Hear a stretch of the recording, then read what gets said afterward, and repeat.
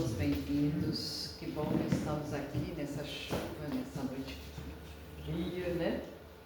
Mas nós estamos aqui. O crédito é maior. Né? Ganha mais horas. Estamos aqui conectados ao nosso Pai Maior. E aí a gente se aquece, né?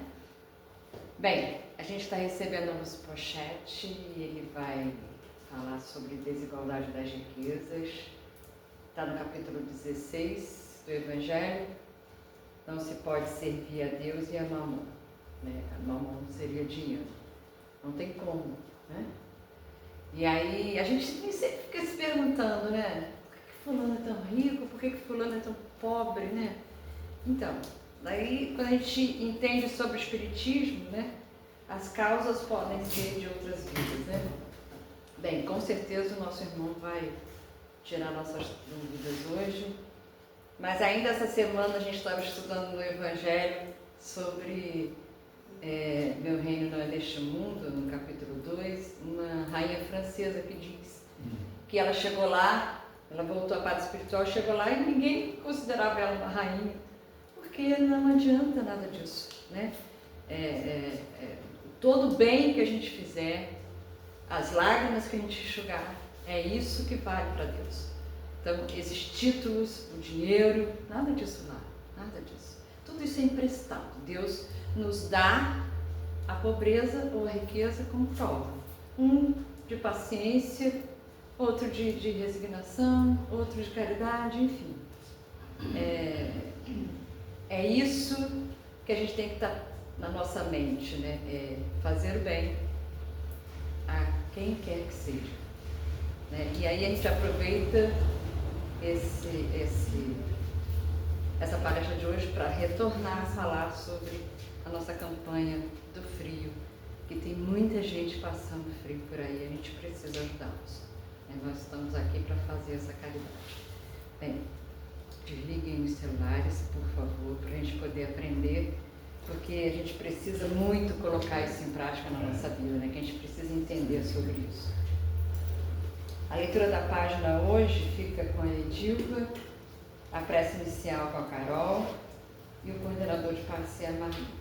Tá? Que Jesus nos acompanhe nessa noite, que nós possamos sair daqui melhores para poder praticar tudo que a gente aprendeu. Né?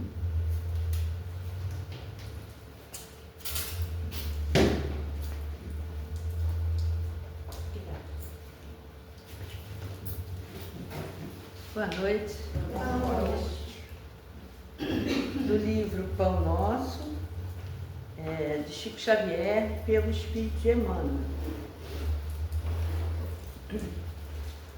Convite ao bem.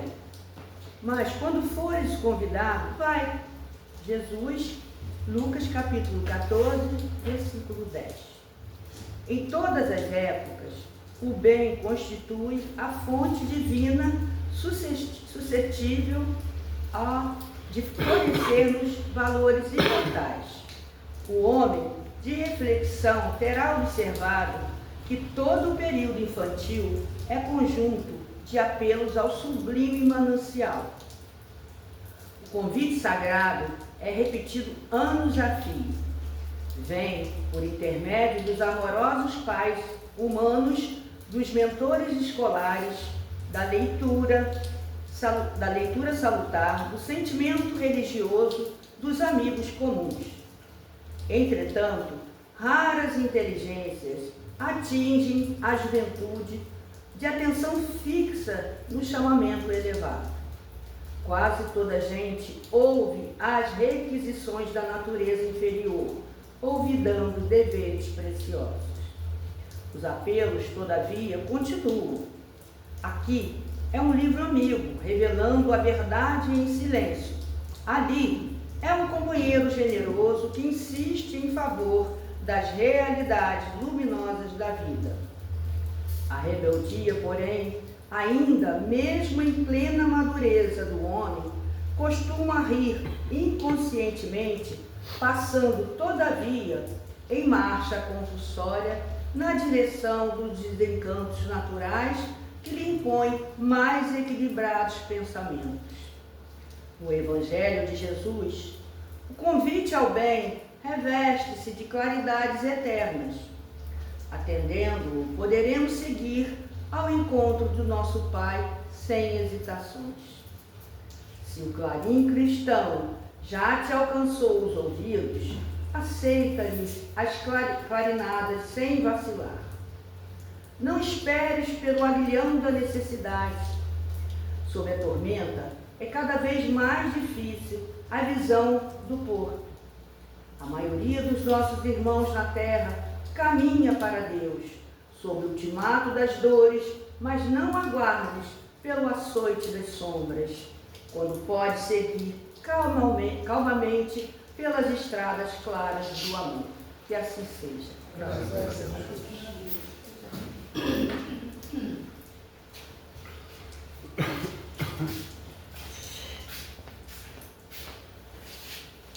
Boa noite. Boa noite. Calorzão, né? Frio psicológico. Mas que bom, né? Nós temos que agradecer a Deus pela oportunidade de estarmos aqui. Que Ele nos permitiu que chegássemos aqui, né? Mas isso também dependeu muito da gente. É a vontade, é o querer, né? Para acontecer, tem que querer. Nós só temos que agradecer isso. E levar o nosso pensamento a Jesus, nosso mestre querido, nosso professor, né? Pedindo que Ele nos abençoe, amplie nosso discernimento para que possamos assimilar todos os estudos que aqui será feito. E também, ao agradecer por nossas famílias, nossas casas, por tudo que temos, porque nós estamos aqui, né, para aprender também. Não só a pedir para a gente, mas temos que pedir pelos nossos irmãos. Nessa hora, a gente lembra dos nossos irmãos que estão na rua, essa chuva, nós, todo esse conforto que temos graças a Deus. E Ele, como é que está? Fazer o bem sempre contente. O que pudermos fazer por Ele? Uma oração, uma prece, se chegar perto de Ti, nós estamos aqui, pedindo que Ele livre e preencha nossos corações de bondade, de paciência, de sabedoria, e para que possamos fazer o outro que gostaríamos que fizéssemos isso. Assim nos ensinaste. Que o pão nosso nos dá hoje, pão que supre nossas necessidades corporais, mas acima de tudo, pão espiritual, que nos dá vida, que somos espíritos, uma passagem aqui pela terra. Pedimos, Senhor, que ilumine nossa vida, veja nossos corações, que essa luz seja tão intensa, para que todos que de nós se aproximem e sintam a sua presença, e possamos também merecer sua presença em nossas vidas, hoje e sempre.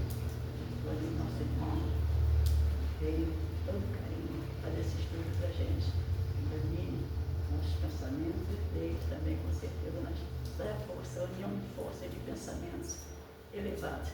Todas as vibrações que isso chegue a cada de todos, os irmãos que não puderam vir, todos aqueles que estão em nossos pensamentos, em nossos corações, e para todos que sejam uma boa noite.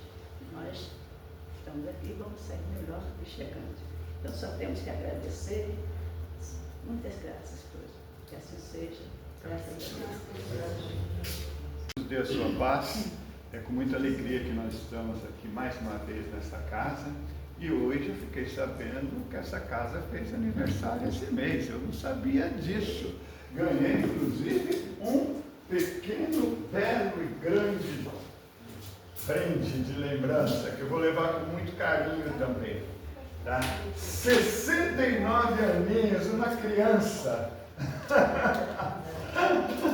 Que bom, né? Bem, os encarnados e desencarnados aqui presentes possam usufruir do estudo que nós iremos apresentar hoje, feito com muito amor, com muito carinho, com muita atenção para todos nós, e principalmente para mim, que foi o primeiro a fazer, né? Desigualdade das riquezas. Evangelho, capítulo 16, não se pode servir a Deus e a Mamon. E também nós vamos falar no livro dos Espíritos, tá? Questão 803 e 816. Esse é praticamente o material. Claro que a gente sempre vai inserir outras informações que agregam o conteúdo e vocês vão observar através da apresentação do estudo, tá bom? Nós vamos começar hoje esse estudo de uma forma um pouco diferente. Eclesiastes, Rei Salomão, sabedoria, todos já leram? Sim ou não? Não. Por gentileza, leiam. Leiam e aprendendo. É importantíssimo. A Bíblia, nós somos cristãos. E a Bíblia é muito importante para nós cristãos. Eu estou falando com o intuito de fundo do meu coração de colaborar, porque o aprendizado é maravilhoso. Tá? Eclesiastes é considerado um dos textos mais surpreendentes, profundos, filosóficos e sabedoria da Bíblia. E conforme a tradição judaico-cristã, foi escrito pelo rei Salomão, filho do rei Davi, ou anônimos. Não importa, importa o conteúdo. O significado literal de Eclesiastes grego é aquele que convoca uma assembleia, aquele que reúne o pregador, o professor ou mestre. Esse é o significado. Eclesiastes tem apenas 12 capítulos que exploram o significado da vida terrena. Destaque-se pelo seu tom realista e por questionar o sentido das buscas humanas. Eclesiastes busca por um sentido na vida e sobre o vazio existencial. Identifica que tudo é vaidade, ou revel, um H, evel. Em hebraico, que significa literalmente vapor ou fumaça. Portanto, a ideia de tentar controlar a vida é como tentar segurar fumaça.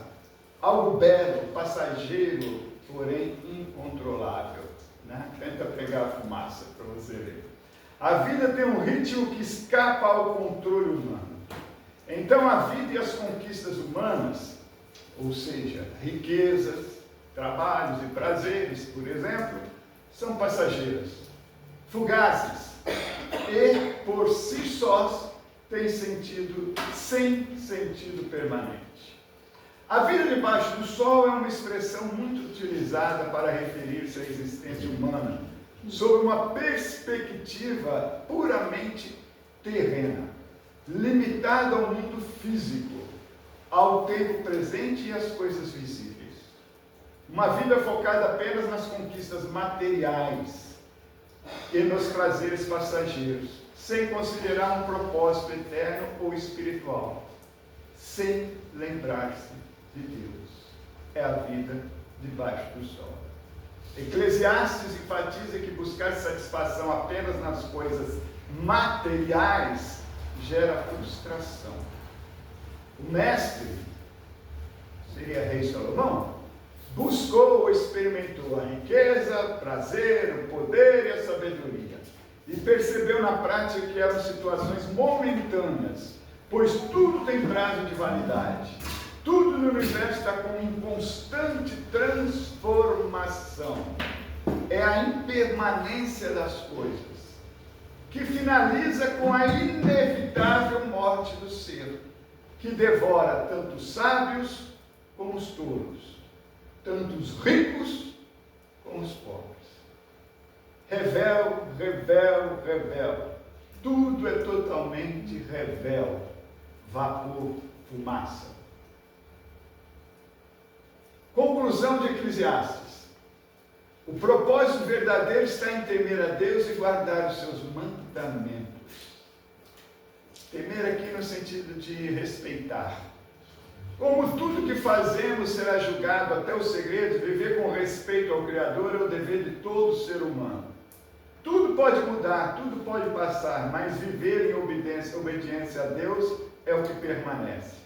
A solução é lembrar-se de Deus, reconhecer a sua grandeza e viver com consciência de sua presença em cada decisão da sua vida. Devemos focar no essencial. Aí, quando colocamos Deus em primeiro lugar, nossa vida ganha direção, ganha equilíbrio e propósito. Assim, entendemos que o verdadeiro valor da vida está em viver de forma alinhada com Deus.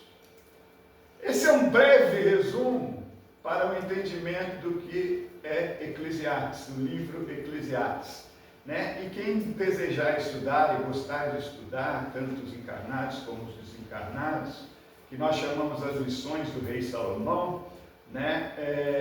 Tem o Cântico dos Cânticos, de quando ele era jovem, tem Provérbios, que é uma outra coisa fantástica, e tem Eclesiastes, que é já mais na velhice, quando foi feito, tá bom?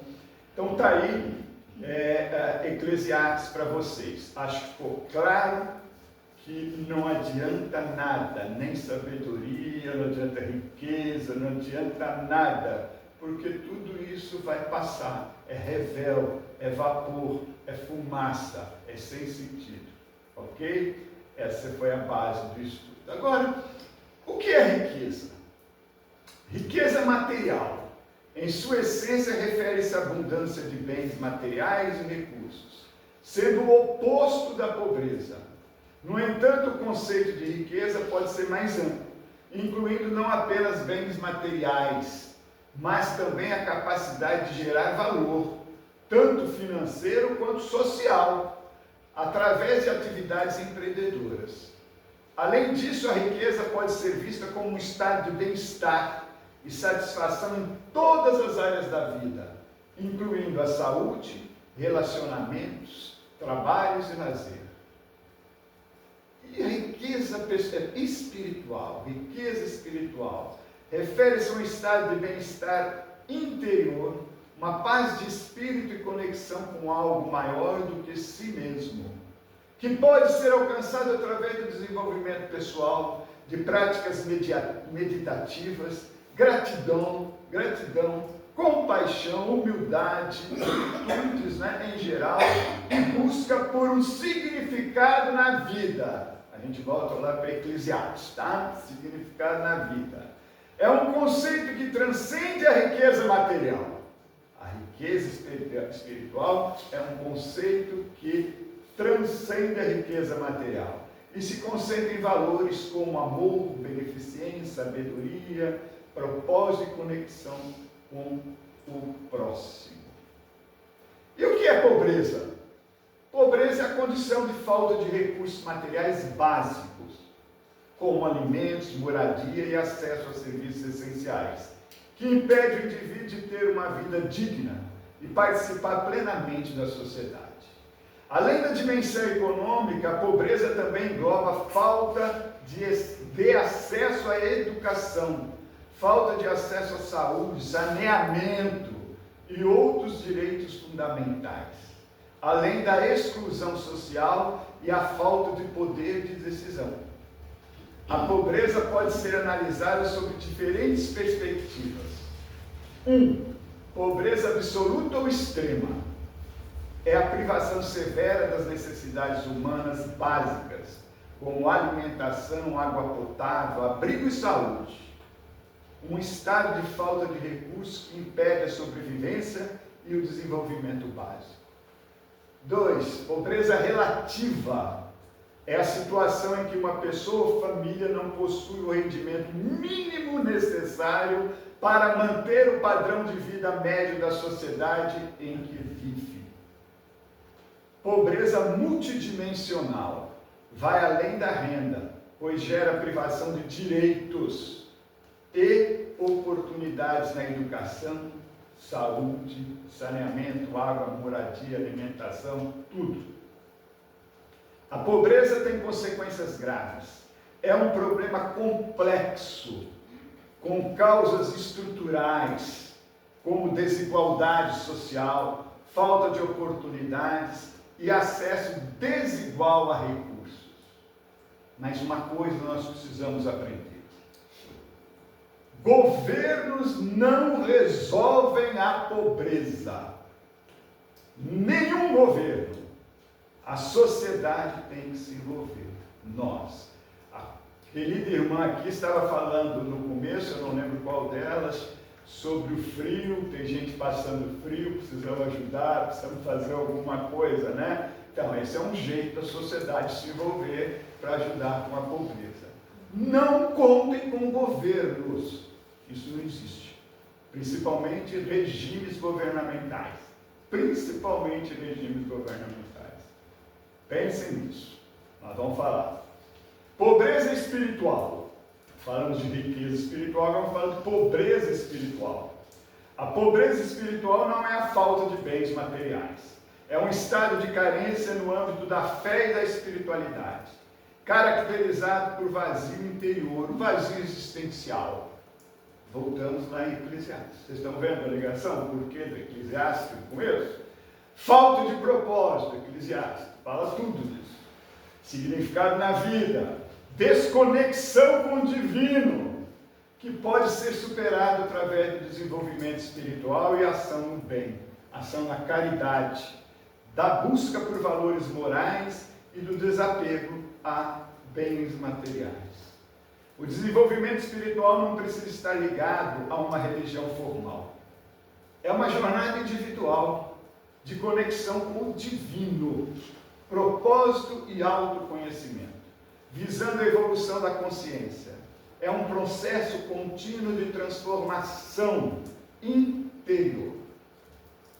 É reformar íntimo. É lá dentro de cada um. Essa é a forma que nós temos para desenvolvimento espiritual. Eu vou passar para vocês agora, se eu acertar aqui, mas eu vou acertar. Vai. Aonde aponta? Foi. Foi? De baixo. Vai.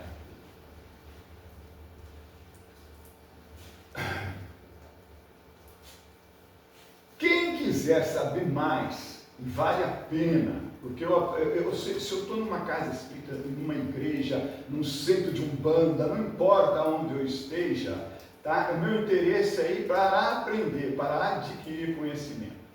E eu acho que quem está aqui em cima tem que passar caminhos para quem deseja. E quem está ouvindo tem que ver o que interessa e o que não interessa. Tem discernimento. Quem quiser saber mais sobre pobreza e sobre riqueza, nós temos a Brasil Paralelo, a OPP Brasil Paralelo. Então tem dois que eu assisti que eu achei fantástico, tá? Um chama-se Como a Escola Austríaca Explica a Pobreza. Está aí o site, né, direita no YouTube, são 7 minutos. E o outro, Riqueza, Pobreza ou Desigualdade. Esses são 38 minutos.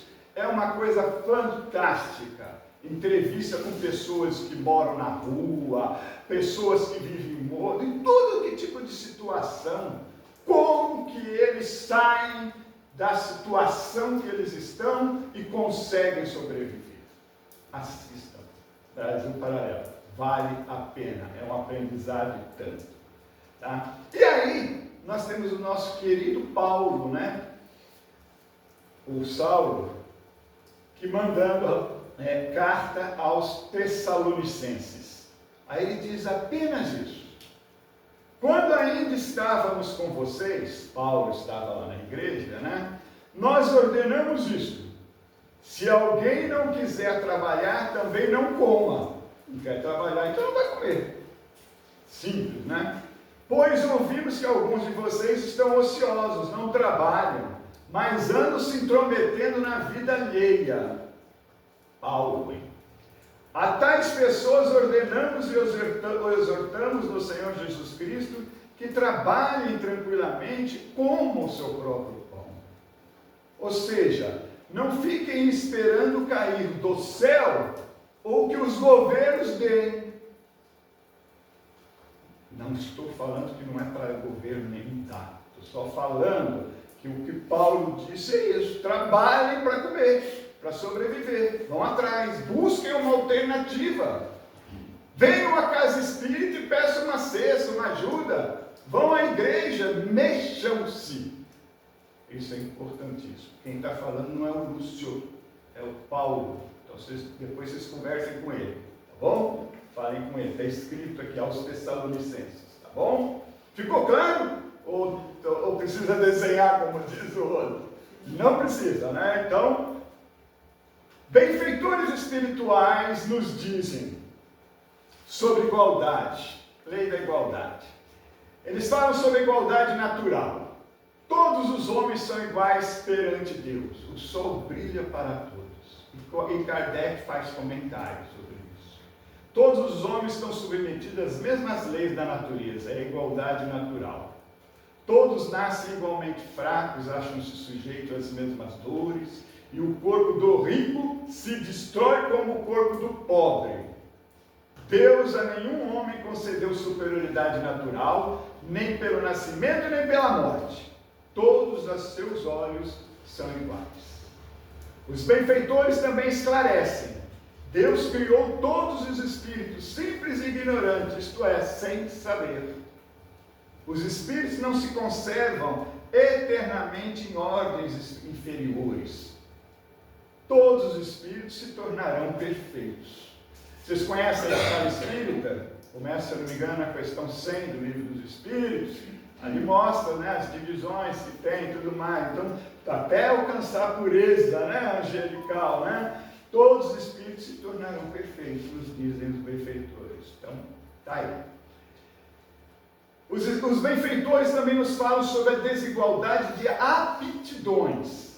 Olhem só. Deus criou iguais todos os espíritos, mas cada um desses vive há mais ou menos tempo.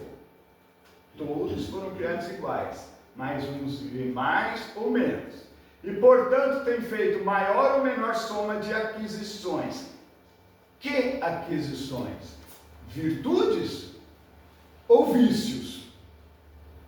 Aí depende de cada um. Quais são as aquisições que nós estamos fazendo aqui? Nós estamos, que estão todas latentes em nós, tanto os vícios como as virtudes. Quais as que nós estamos aperfeiçoando, né? A diferença entre eles está na diversidade dos graus da experiência alcançada e da vontade. Eu ouvi a palavra vontade, que alguma, acho que foi a Carol que falou sobre vontade, né? A potência da alma que vem logo após o pensamento, que não adianta pensar se você não tiver vontade, nenhum de nós estaríamos aqui agora. Precisa dar, não adianta só pensar, preciso ir lá no Checa. Se não tiver vontade, a chuva não deixa. Tá legal? Alcançada, a diferença entre eles está na diversidade dos graus da experiência alcançada e da vontade com que obram, com que trabalham, que é o livre-arbítrio. Cada um faz o que quer, né? Daí decorre que uns se aperfeiçoam mais rapidamente, o que lhes dá aptidões diferentes, diversas. Faculdades morais, uma observação da questão 804. A origem das qualidades morais, boas ou más do homem, são as dos espíritos nele encarnados. Quanto mais puro é esse espírito, tanto mais propenso ao bem é o homem. O homem de bem é a encarnação de um bom espírito. E o homem vicioso é a encarnação de um espírito ainda muito imperfeito. Pensem nisso. Continuando com os benfeitores, o espírito que progrediu não regride mais. O espírito conserva a inteligência adquirida, nunca se perde. Todos aqui já estudaram sobre isso, né? Nunca se perde. Vamos ouvir o que Kardec nos diz sobre essa questão. A diversidade das aptidões entre os homens não deriva da natureza íntima da sua criação, mas do grau de aperfeiçoamento a que têm chegado os espíritos encarnados neles. Deus, portanto, não criou as faculdades desiguais de cada um. Permitiu, porém, que os espíritos em graus diversos de desenvolvimento estivessem em contato, para que os mais adiantados pudessem auxiliar o progresso dos mais atrasados, e também para que os homens, necessitando uns dos outros, compreendessem a lei de caridade que os deve unir. Allan Kardec. Desigualdades sociais. Tudo isso no Livro dos Espíritos, tá, gente? A desigualdade das condições sociais não é uma lei da natureza, não é uma lei divina. A desigualdade das condições sociais não é uma lei divina. É obra do homem e não obra de Deus. Só as leis de Deus são eternas. Quando o egoísmo e o orgulho deixarem de predominar essa desigualdade social, vai desaparecer. Restará apenas a desigualdade do merecimento. O que é a desigualdade do merecimento? Eu e o Mário. O Mário acorda às 6 horas da manhã, trabalha o dia todo, busca, vai, chega em casa às 8 horas da noite. O Lúcio acorda às 10 horas, fala, está muito tarde para sair, vou sair só depois do almoço, aí depois do almoço eu vou sair para trabalhar, quando é 4h30 estou em casa. Né? Quem tem mais merecimento, mérito, né? Meritocracia? O Lúcio ou é o Mário nessa história, né? Tá? É isso aí, isso é a prática, é assim que acontece. Tá ali, né? Tá ali, ó, que é o Paulo. tá ali. Meritocracia, vai. Os que abusam da superioridade de suas posições sociais para em proveito próprio, os que abusam da superioridade de suas posições sociais para em proveito próprio, merecem anátema, rejeição, condenação. Infelizes que eles são. Serão a seu turno oprimidos, renascerão numa existência que terão de sofrer tudo o que tiveram feito sofrer os outros. Dizem os benfeitores espirituais. Nessa questão, era a questão 807, né? Tem uma observação que eles pedem para ler, o livro pede para ler, né? Que o Kardec fez, que é a lei de causa e efeito. Espírito em posição de comando e abusa do espírito subordinado, pratica uma das piores ações porque transgride a lei de Deus. Então, para quem está numa posição de comando,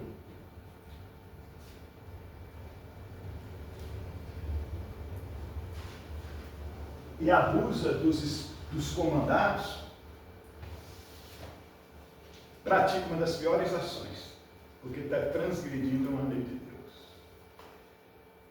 Desigualdade das riquezas, agora indo para o Evangelho. Né? Lá no item 8. A desigualdade das riquezas é um dos problemas que em vão se procuram resolver, quando se considera apenas a vida atual. A primeira questão vale uma reflexão. Por que todos os homens não são igualmente ricos? Responde, Mário, por gentileza. Agora vai ser questão aí, vai ter nota, hein? Perguntas com notas. Por que todos os homens não são todos igualmente ricos? Cada um tem a sua prova, né? Tem sua prova. É isso? Alguém? Carol, quer falar? Por quê? Não, quer ficar quietinha? A Vânia quer falar? Porque cada um tem as suas capacidades latentes. Né? E aí, tem uma prova de A gente não teria produção na Terra. Nada produziria. Porque a gente precisa trabalhar para que aconteça. Porque se a gente fosse todo mundo rico, ninguém ia trabalhar com ninguém. Então a gente precisa disso. Prova e expiação. Precisa. É tudo isso que vocês falaram, mas tem uma coisinha, tem que ter a vontade no meio de tudo isso, né? A gente sabe disso, né? Mas tem uma razão muito simples que tem aí nessa história, né? É que não são igualmente inteligentes, ativos e laboriosos para adquirir, nem sóbrios e previdentes para conservar. Se eu pegar 10 mil reais e dar para o Geraldo não, para o Esmeraldo, que eu chamo de Geraldo, 10 mil reais para ele, e eu der 10 mil reais para o Mário, o Geraldo vai conservar esses 10 mil reais, vai usar aos poucos com as necessidades básicas durante um ano. Esse aqui vai me gastar em uma semana. Certinho. Você é contador. Numa semana. Né? É isso que acontece na prática. Então, uns são ativos para adquirir, né? Mas tem que ser previdente, tem que saber administrar, gerir isso, senão não acaba. Não adianta, né? A riqueza que você mesmo adquiriu. É um ponto matematicamente demonstrado que a riqueza repartida com igualdade a cada um daria uma parcela mínima e insuficiente, que supondo efetuada essa repartição, né, o equilíbrio em pouco tempo estaria desfeito pela diversidade dos caracteres e das aptidões. A desigualdade das riquezas é um dos problemas que em vão se procuram resolver. Em vão se procuram resolver. Por isso que eu falei lá, esquece o governo. Isso é papo furado, isso é conversa piada. Tá? quando se considera apenas a vida atual. Vou repetir. A desigualdade das riquezas é um dos problemas que em vão se procuram resolver quando se considera apenas a vida atual. A primeira questão vale uma reflexão. Eu já falei isso, né, gente? O que aconteceu aqui? Desculpem. É um ponto matematicamente. Ah, tá. É um ponto matematicamente demonstrado que a riqueza repartida com a igualdade, a cada um daria uma parcela mínima e insuficiente. Veremos o cálculo de PIB per capita mundial logo a seguir, tá bom? Supondo que essa repartição possível e durável, tendo cada um somente o necessário para viver, isso equivaleria ao aniquilamento de todos os grandes trabalhos que concorrem para o progresso e bem-estar da humanidade. Portanto, supondo-se que ela desse a cada um o necessário, desapareceria o estímulo que impulsiona as grandes descobertas e os empreendimentos úteis. Era isso que acontecia, né? Se Deus concede em alguns lugares é para que dos mesmos elas se expandam em quantidade suficiente segundo as necessidades. Admitindo isso, pergunta-se por que Deus a concede a pessoas incapazes de fazê-la frutificar para o bem de todos. Essa é ainda uma prova da sabedoria e da bondade de Deus. Ao dar ao homem o livre-arbítrio, quis que ele chegasse pela própria experiência a discernir o bem e o mal, de maneira que a prática do bem fosse o resultado de seus esforços, da sua própria vontade. O homem não deve ser fatalmente levado nem ao bem nem ao mal, pois então seria um instrumento passivo e irresponsável.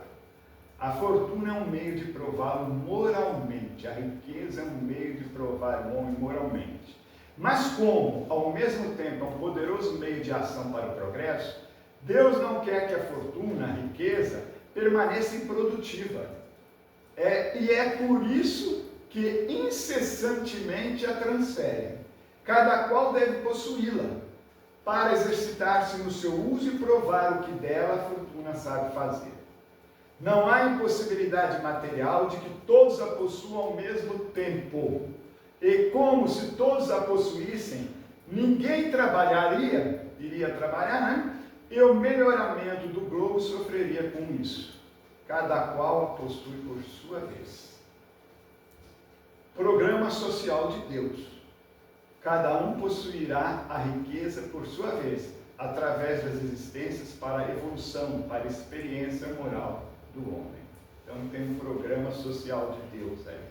Dessa maneira, o que hoje não a tem, a riqueza, já teve no passado ou terá no futuro, numa outra existência. E o que hoje a possui, poderá não tê-la mais amanhã. Aí vem uma reflexão, uma pergunta para os amigos. Vocês se lembram de ter reencarnado na riqueza material, com a riqueza material? Não, Mário, você tem cara de rico. Você fala que não, olha aí, pelo jeito é todo de rico. Está lá na entranha, no interior. Cara da riqueza. Mas o esquecimento. Mas o esquecimento. Hã? Mas o esquecimento. Tem esquecimento, mas de repente você pode ter sido, então eu concordo, você pode ter sido rico, né? Só que não lembra, né? Nós não lembramos, então ninguém tem essa lembrança. Eu também não tenho. Também não tenho essa lembrança, né? Mas vamos lá, Kardec esclarecendo melhor do que nós. Um mundo que se caracteriza pela pluralidade, multiplicidade de pessoas, culturas, características e formas de vida, onde a coexistência de diferentes indivíduos e grupos deve ser valorizada e respeitada. Somos diversos em um mundo diverso, é isso. Cada um busca realizar-se na vida de maneira diferente. Assim, é natural que tenhamos posições sociais diferentes. E é natural que tenhamos riquezas em níveis diferentes. E só poderemos compreender bem essa diferença entre a pobreza e a riqueza se nós compreendermos bem o mecanismo da reencarnação. Já vivemos antes e viveremos após esta vida. E raramente, a não ser o Mário e o Mário, lembramos como foram nossas vidas anteriores. Raramente. Há ricos e pobres porque Deus, sendo justo, cada qual deve trabalhar por sua vez. A riqueza e a pobreza são provas para o homem. A pobreza é para uns a prova da paciência e da resignação, por exemplo. E a riqueza é para os outros a prova da caridade e da abnegação.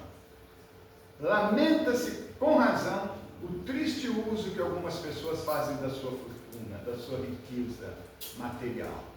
As ignóbeis paixões que a cobiça desperta, e pergunta-se se Deus é justo ao dar a riqueza a essas pessoas. É claro que se o homem só tivesse uma existência, nada justificaria semelhante repartição dos bens terrenos. Se, entretanto, não tivermos em vista apenas a vida atual e, ao contrário, considerarmos o conjunto das existências, veremos que tudo se equilibra com a justiça divina. O pobre não tem, portanto, motivo para acusar a providência divina. O cuidado que Deus tem com toda a sua criação. Nem para invejar os ricos. E os ricos não têm para se vangloriarem do que possuem. Se os ricos abusam da fortuna, não será através de decretos nem de leis suntuárias que se poderá remediar o mal. As leis podem modificar momentaneamente o exterior, mas não podem modificar o coração. Eis porque tem um efeito temporário que provocam sempre uma reação mais desenfreada. O que gera os males não é a desigualdade de riquezas. A fonte do mal está no egoísmo e no orgulho. Tanto o rico como o pobre tem egoísmo e tem orgulho. É bom deixar isso claro, tá? Que fica parecendo que o pobre não tem egoísmo, não tem orgulho. Tem, também. Tá? Os abusos de toda espécie cessarão por si mesmos, quando os homens se dirigem pela lei de caridade. Todo esse texto é de Allan Kardec. Eu peguei alguns trechos e montei. Tá?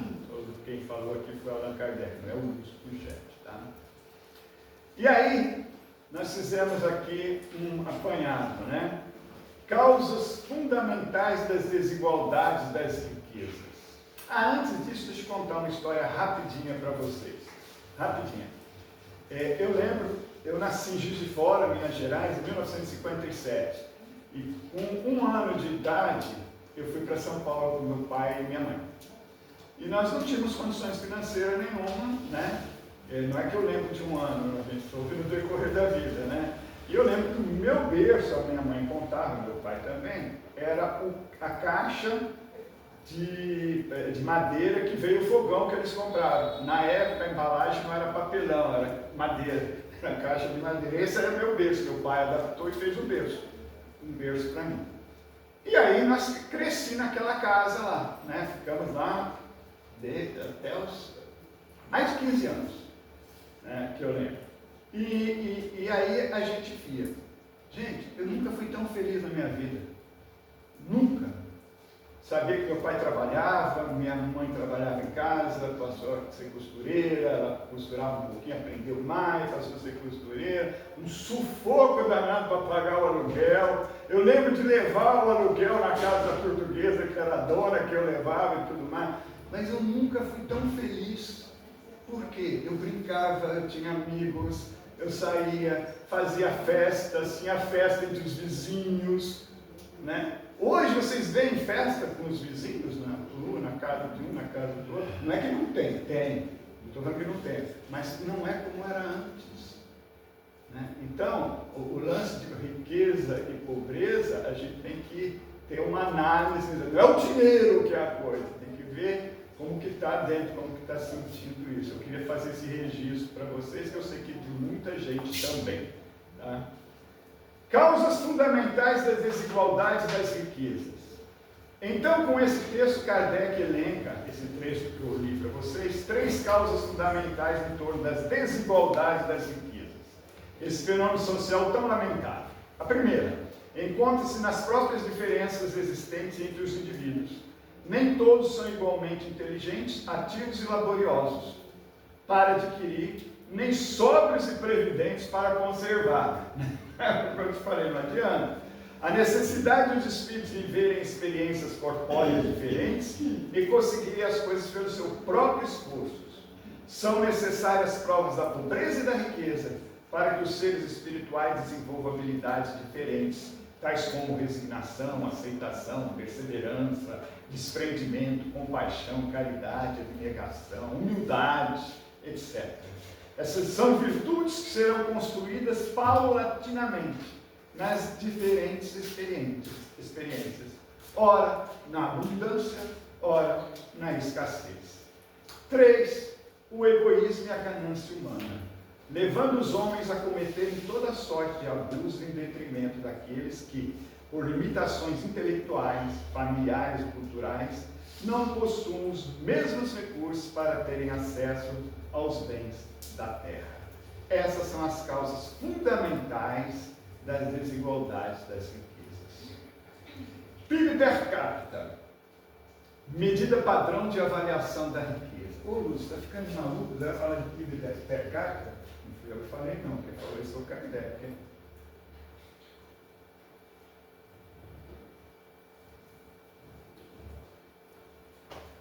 Como Allan Kardec informou-nos em sua época, no século XIX, o PIB mundial era ainda baixo. Portanto, dividir a riqueza dos países entre seus habitantes, para ficar todo mundo igual, socialismo, comunismo, legal, assim, sabe? Entre seus habitantes, que é o PIB per capita, né, não seria suficiente para cada pessoa sustentar-se.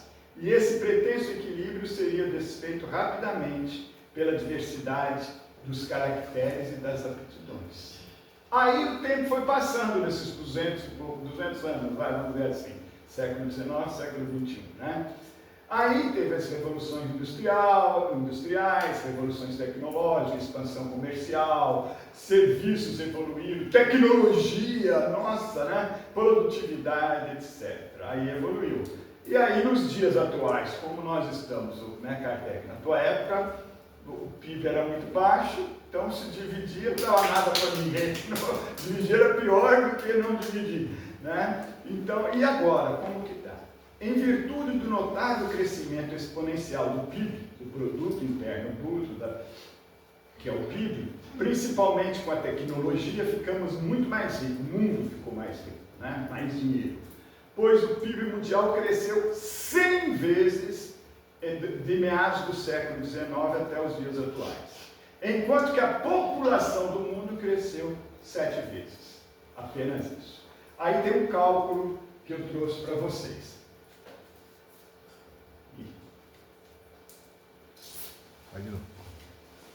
Foi?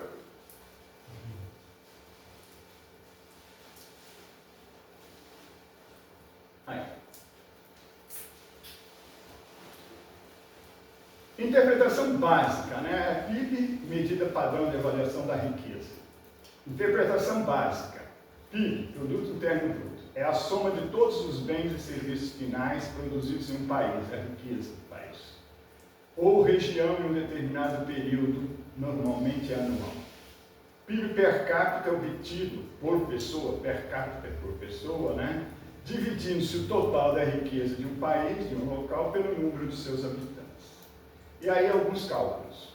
O PIB mundial em 2024 foi estimado em aproximadamente 108 trilhões de dólares. A riqueza de todo o mundo. Tá? Em 2025, o que eu levantei está entre 112 e 114, nunca bate esses números, né? Trilhões de dólares. Tá?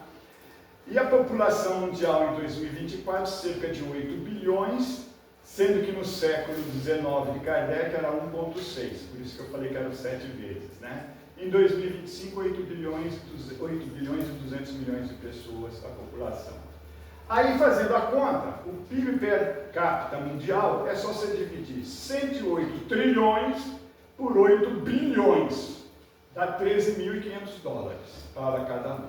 Então, pega-se todo o dinheiro do mundo, divide pela quantidade de pessoas, dá 13.500 dólares.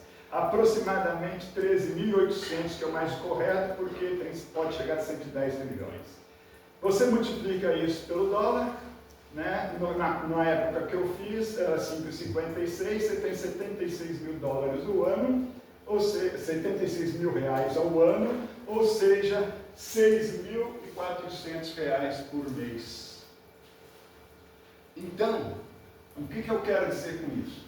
Se nós pegarmos o PIB atual hoje e dividir para todo mundo no planeta, cada um vai ter todo mês 6.400 dólares.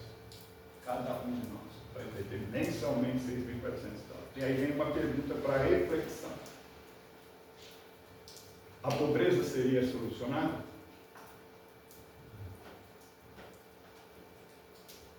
Estamos falando de 108 trilhões. Nós estamos falando de 108 trilhões. Aí vai falar o que você falou ali. Ó. As pessoas vão querer esse dinheiro e ninguém vai produzir nada. Cara, cai aqui os 6.400 aqui no meu bolso, agora eu vou pra praia, vou ver o jogo lá em São Paulo eu sou Palmeiras, né? Então do Palmeiras, ou aqui no Rio o pessoal é mais Flamengo, ou Vasco, tudo mais, e seja o que Deus quiser, né? E ninguém trabalha mais nada, ninguém faz absolutamente nada. Mas isso é para reflexão de cada um, porque tem pessoas que acham que isso resolveria o problema. Por isso que eu mandei vocês assistirem a Brasil Paralelo, que lá a escola austríaca explica isso. Explica, para ver se as pessoas entram lá dentro do cérebro das pessoas. Tem algumas pessoas que não conseguem entender, acham que o que vale é isso aqui, como se isso fosse solucionado. Por isso que a solução é trabalho. Não é. Se tiver trabalho para todo mundo. Que a solução é trabalho. Bem, tá aí. Os benfeitores espirituais continuam suas orientações sobre a desigualdade das riquezas no livro dos Espíritos. Não é possível a igualdade absoluta das riquezas. Quem está falando isso são os benfeitores espirituais. Tá? Se vocês quiserem essa questão, eu faço também. Não é perda de tempo, 811 essa. Não é possível a igualdade absoluta das riquezas. A isso se põe a diversidade das faculdades e dos caracteres. Kardec diz: há homens que julgam ser a igualdade absoluta o remédio aos males da sociedade. São sistemáticos, ambiciosos, cheios de inveja, porque uns têm mais e outros têm menos. Não compreende que a igualdade com que sonham seria a curto prazo desfeita pela força das circunstâncias. Essa igualdade, num instantinho, ela acabaria.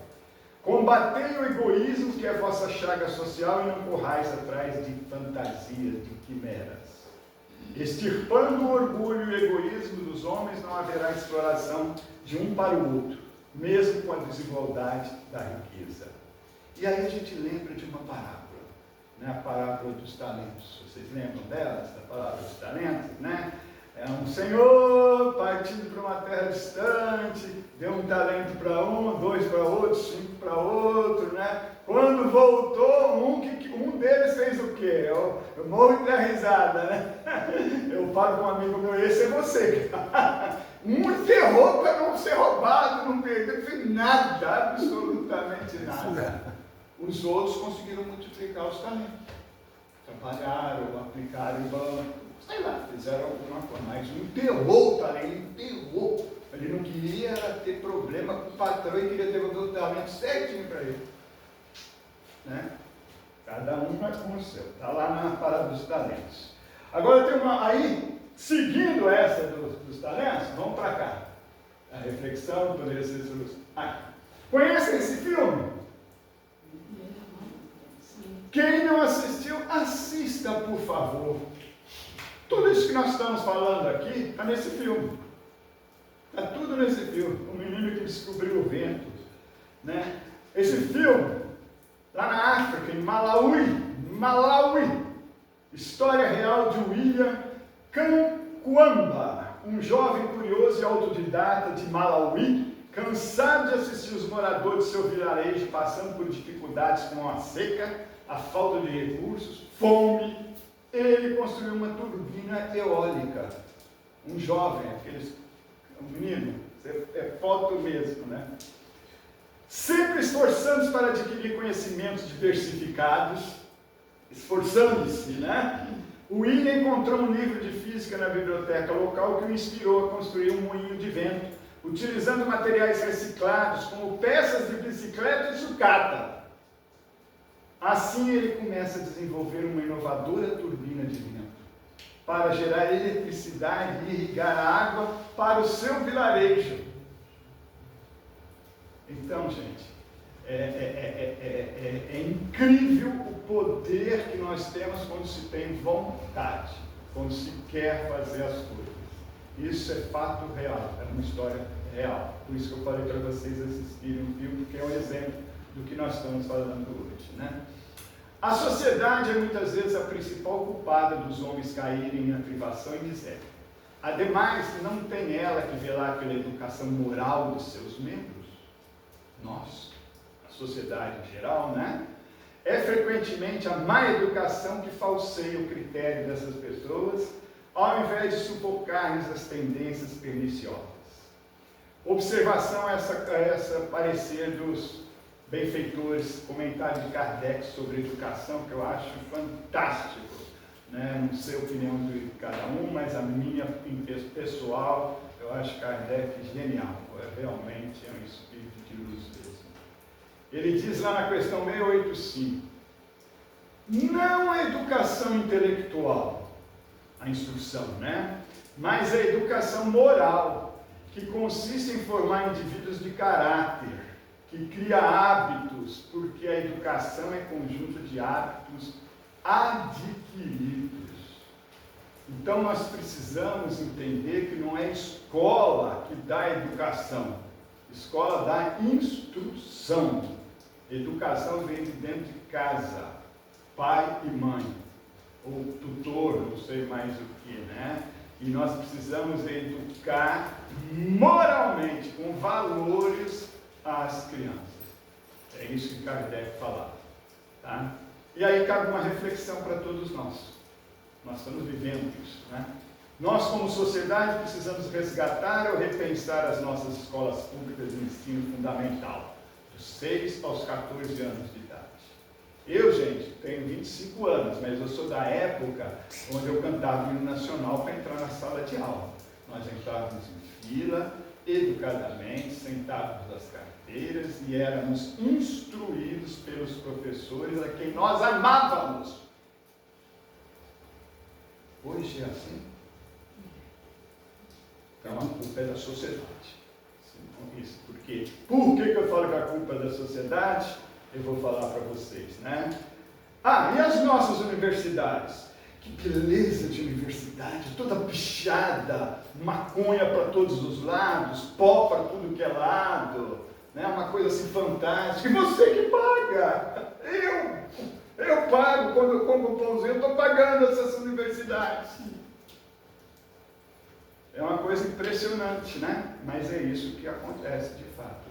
Você falou em escola, lembrei de educação moral e cívica. Educação moral e cívica. E religião, não tem. Religião eu tive. Não pode religião, porque não pode mais.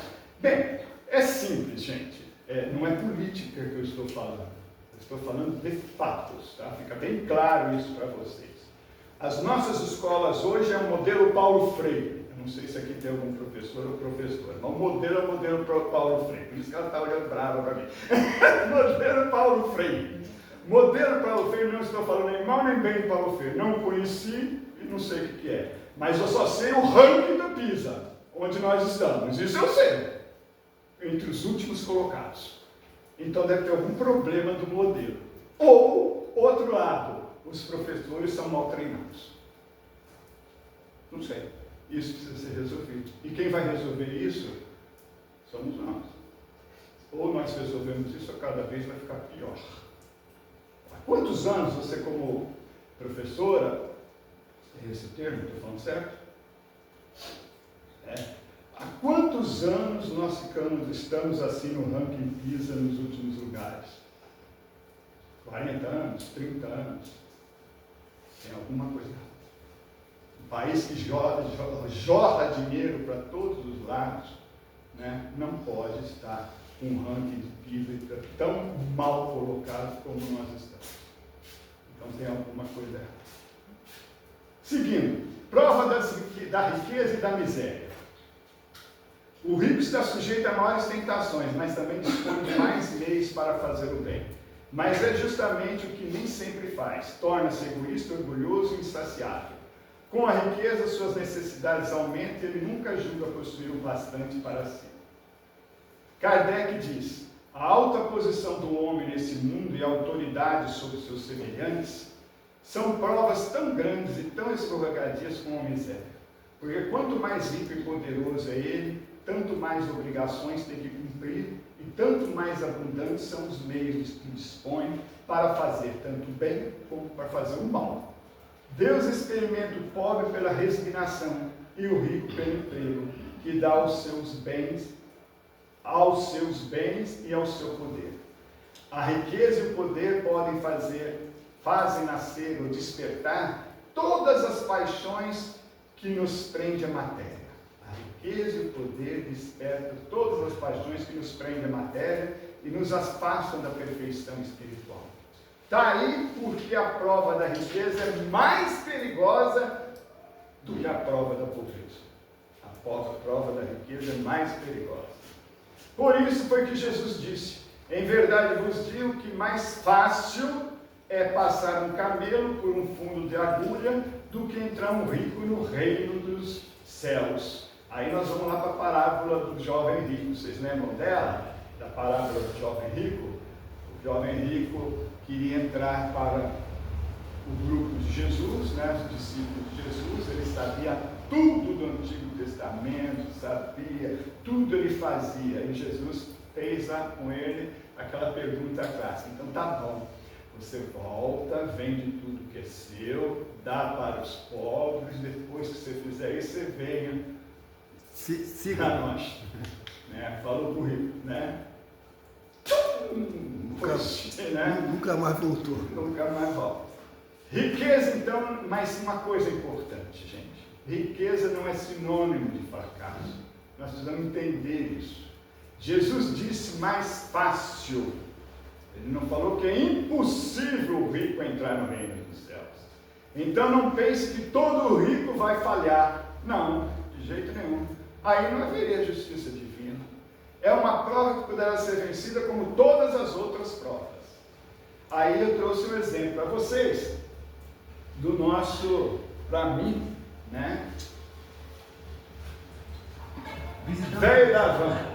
Agora tem vezes que a história não é simplesmente um produto. Nós não estamos comprando um produto. Nós estamos comprando um produto feito por pessoas. E essas pessoas, o que tem atrás dessa máquina? Eu vejo vocês, eu vejo a minha mãe e meu pai, né? Também trabalharam numa fábrica, né? Então vocês são minha mãe. Quando eu vou numa fábrica, eu vejo minha mãe e meu pai. Meu avô trabalhou 47 anos numa empresa. E a van crescendo, a gente vai abrir mais 8 lojas esse ano, mais 10, vamos completar o mapa do Brasil. Todos os estados vai ter uma loja da van. Todos. Vamos pintar esse estado de azul, né, que é a nossa cor. E junto, vamos levar o produto de vocês. E quando as pessoas gostam do produto, a gente cresce com qualidade. Finalizando o dia, 7 horas da noite, 7 empresas visitadas. Espero que você tenha gostado para ver da onde sai o produto, tudo de qualidade, com ótimos preços para você. Muito obrigado aos nossos clientes por comprar a van e obrigado às empresas que nós passamos e aos nossos compradores por sempre querer fazer o melhor para você. Abraço, obrigado! Obrigado, até a próxima! Esse festinha, barato. É bater o sino assim, ó. E se você bater ele muito, ele roda, até o sino tem forma de bater. Tudo bem, pessoal? Como é que tá? Tudo bem? Obrigado. Então, ele visita os fornecedores. Ele vai lá nos fornecedores. Esses são fornecedores que ele visitou numa região. Então ele filmou uma dessas para passar. Ele pode filmar na praia, na casa dele, etc. Mas é o jeito dele. Eu fiz uma palestra semana passada na Fonte de Luz, em Cabo Frio. E você para chegar na fonte do Cabo Frio, né? Você do lado esquerdo, você tem uma loja da Avan. São Pedro. Cara, ali é São Pedro ainda? É, São Pedro. Para mim, eu pensei que era Cabo Frio. Que coisa linda!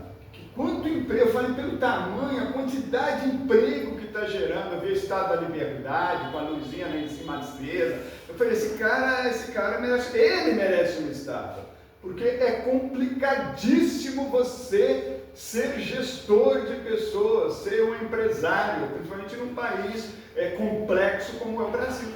É muito difícil, não é simples, não é simples, não é fácil. Eu achei fantástica a loja, né? Então tá aí, rico tem que fazer isso, abrir, gerar emprego. Ele falou que 7 lojas vai cobrir o Brasil inteiro, ou seja, ele vai ter no Brasil inteiro, ele vai ter lojas. Cada loja dessa, sei lá, tem o quê? 200, 300 empregados, mais ou menos.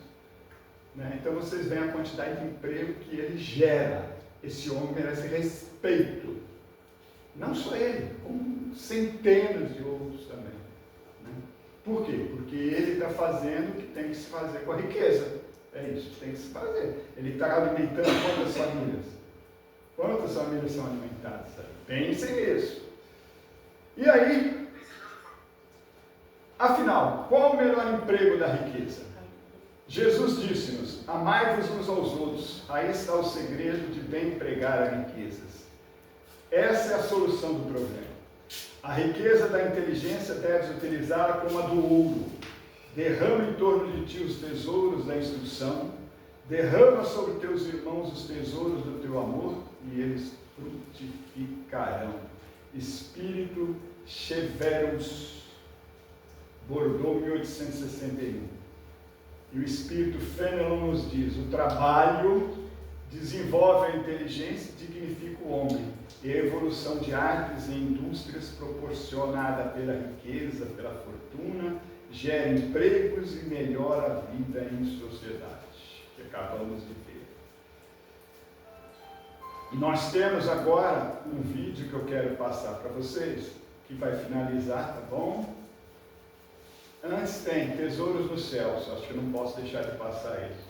Não acumulem para vocês tesouros na terra, onde a traça e a ferrugem destroem, e onde os ladrões arrombam e furtam, mas acumulem para vocês tesouros dos céus, onde a traça e a ferrugem não destroem, e onde os ladrões não arrombam nem furtam.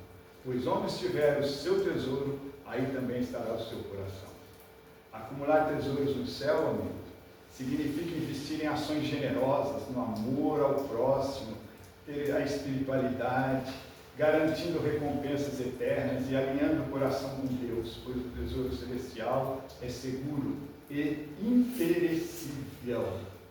Jesus não condena a possuir bens, em momento nenhum, mas assim a idolatria ao dinheiro e o foco exclusivo ao acúmulo material.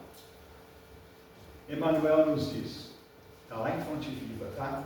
Cresçamos na virtude e incorporemos a verdadeira sabedoria, porque amanhã serás visitado pela mão niveladora da morte, e possuirás tão somente as qualidades nobres ou aviltantes que houverem instalado em ti mesmo.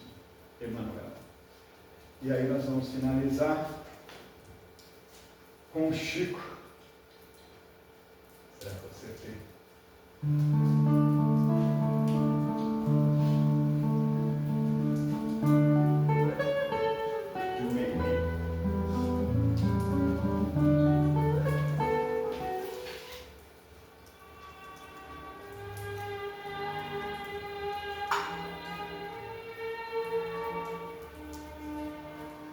Oração do dinheiro. Senhor, no concerto das forças que te desejam honrar, eu também sou teu servo, por me atribuires o dever de premiar o Senhor e sustentar o bem como recurso neutro de aquisição, ando entre as criaturas, frequentemente em regime de cativeiro. Muitas delas me escravizam para que eu descubra ilusões e mentiras, prazeres e consciências. Noto com mais nitidez minha própria tarefa, cada vez que escuto alguém chorar no caminho. Entretanto, quase sempre, Senhor, estou preso. Que fiz eu para viver encarcerado no sombrio recinto do cofre, como se eu fora um cadáver importante no esquife trancado da inércia? Ensina aos que me guardam sem proveito que sou o sangue do trabalho e do progresso, da caridade e da cultura, e ajuda-os para que me libertem. Quase todos eles procuram estar contigo através da oração nos templos que abraçam. Dize-lhes na prece que sou a esperança do lar sem lume. Fala-lhes que posso ser o conforto das mães esquecidas, o arrimo dos companheiros caídos em provação, o leite devido aos pequeninos de estômago atormentado, o remédio ao enfermo e o lençol generoso e limpo dos que se avizinham do túmulo. Um dia, alguém te apresentou moeda humilde, empenhada ao imposto público, para que algo dissesses, e recomendaste fosse dado a César o que é de César. Muitos, porém, não perceberam que te reportavas ao tributo e não a mim, e julgando que a tua palavra me condenasse, lançaram-me ao desprezo. Não ignoras, contudo, que nasci para fazer o melhor, e esteja eu vestido de ouro ou de simples papel, sabe, Senhor, que eu também sou de Deus.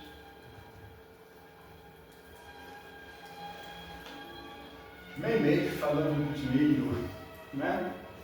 Muito obrigado, gente, pela atenção, pela paciência do estudo de hoje. Graças.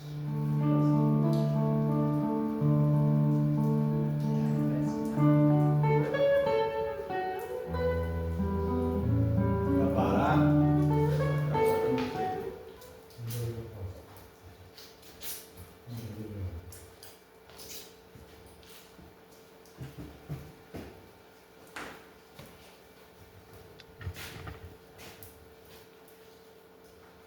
Pai misericordioso,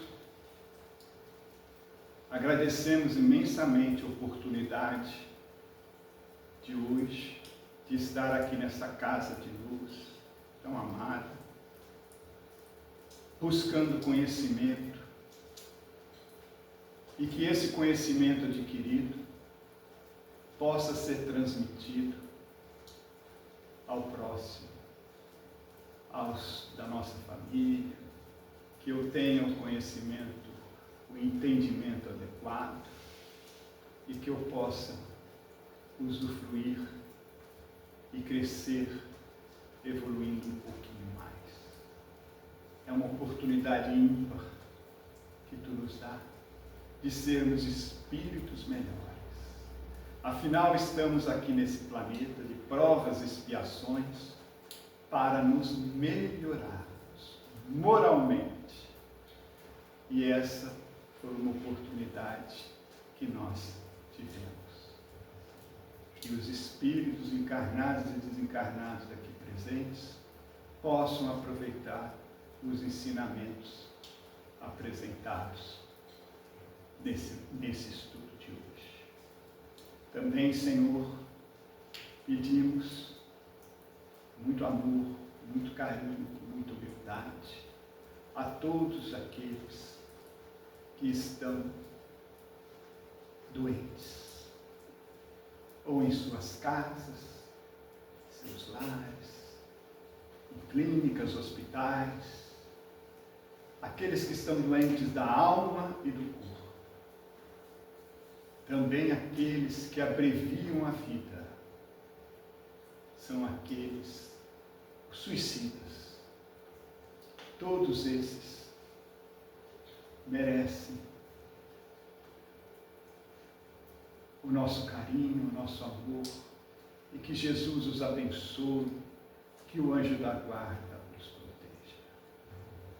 Sabemos que esse mundo de provas e expiações é um mundo que nós estamos passando justamente para superarmos as nossas imperfeições, para que nós possamos vingar as virtudes que estão latentes dentro de nós, trazê-las para fora e sufocar todos os vícios que estão dentro de nós também.